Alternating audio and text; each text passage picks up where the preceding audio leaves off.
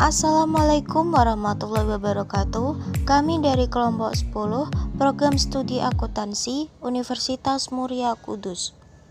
Di sini kami akan menjelaskan tentang riset investasi PT Kimia Farma Tbk Indeks KEF.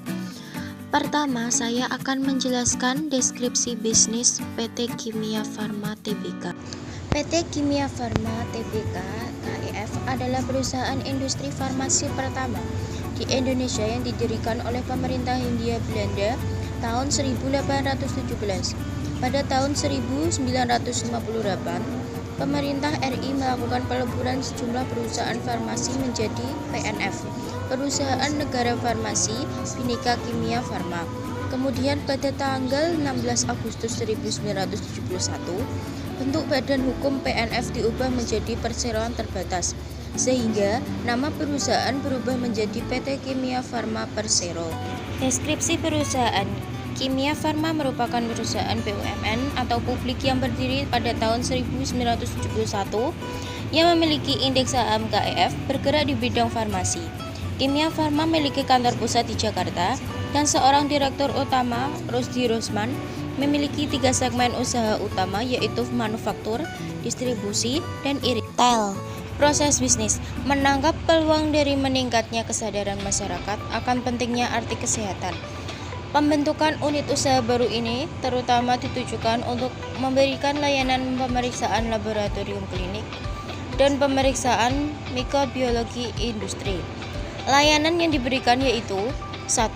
Pemeriksaan atas permintaan sendiri, pemeriksaan atas permintaan dokter, medical check-up, pemeriksaan mikrobiologi industri, pemeriksaan rujukan. Ekonomi global terus membaik seiring dengan peluncuran vaksin virus corona dan lebih banyak stimulus fiskal yang dinilai akan mengimbangi tantangan langsung yang ditimbulkan oleh pandemi. Amerika Serikat menjadi salah satu negara dengan peningkatan terbesar, tumbuh 5,1% tahun ini. Secara keseluruhan, negara-negara maju akan mengalami kerugian yang relatif lebih kecil dibandingkan dengan belahan dunia lain. Seiring dengan membaiknya perekonomian, neraca perdagangan Indonesia surplus 3,96 miliar US dollar pada bulan Januari hingga Februari 2021.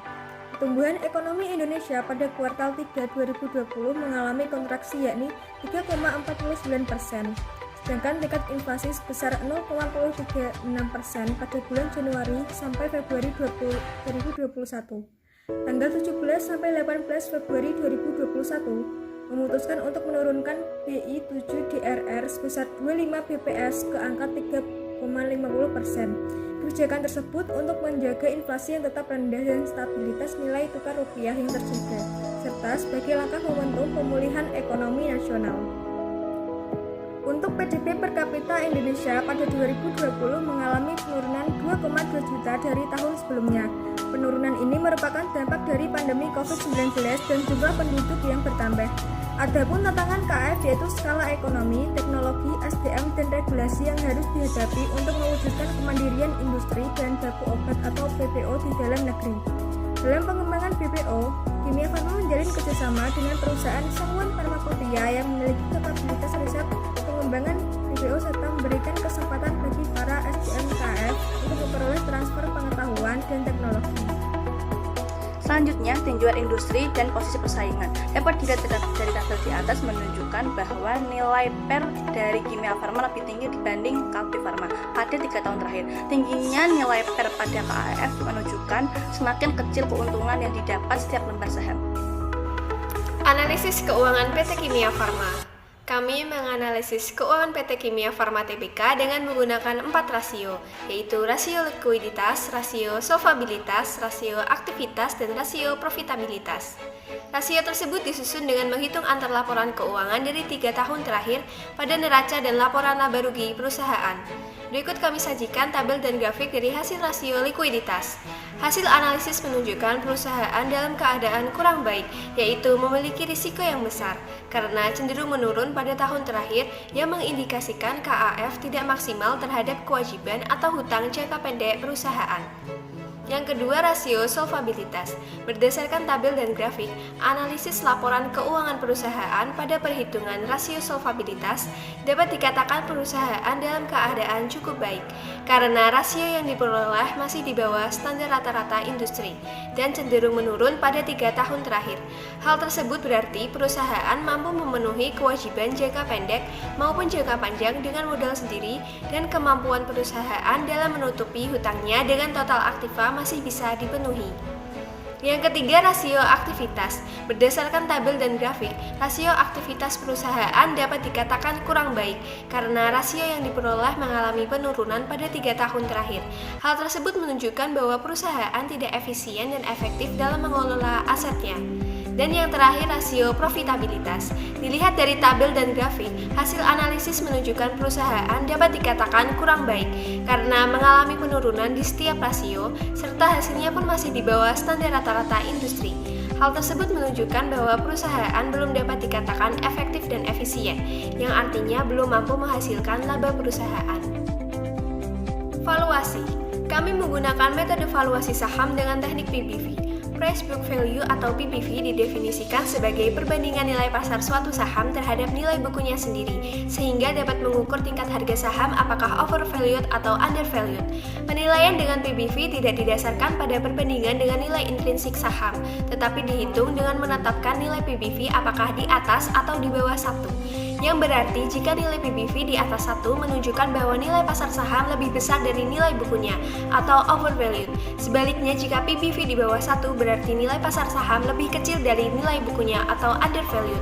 Berdasarkan tabel PBV berikut yang berdasarkan harga penutupan pada 8 April 2021, PBV pada KAF yaitu 2 kali dan PBV pada KLBF adalah 4,01 kali.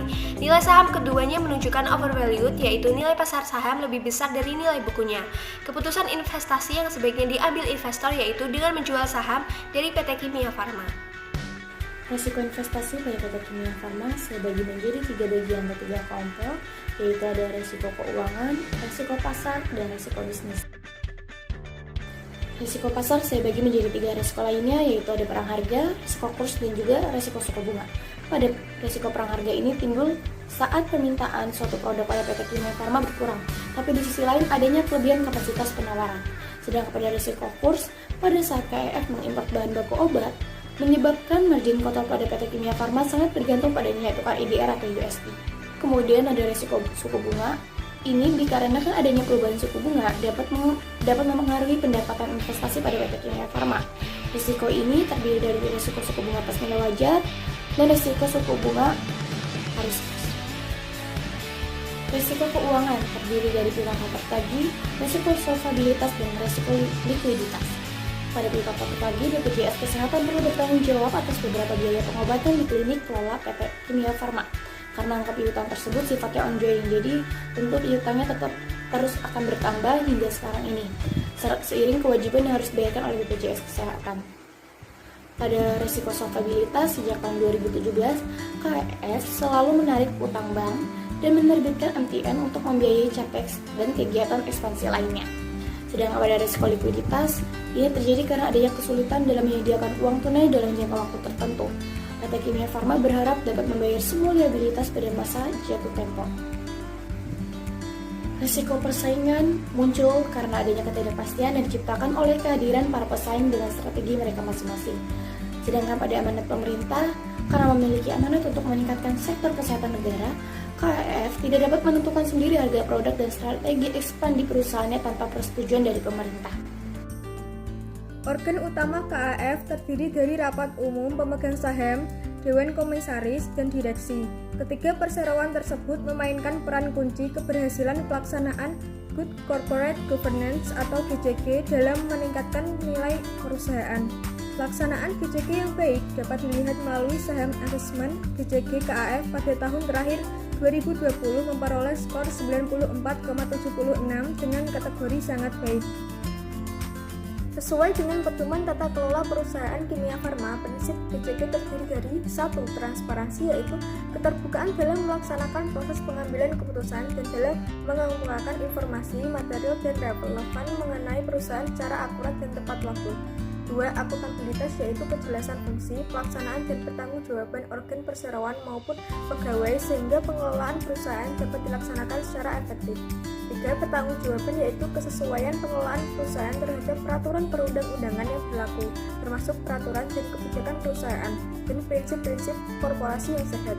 4. Kemandirian adalah suatu keadaan di mana perusahaan dikelola secara profesional tanpa benturan kepentingan atau pengaruh tekanan dari pihak manapun.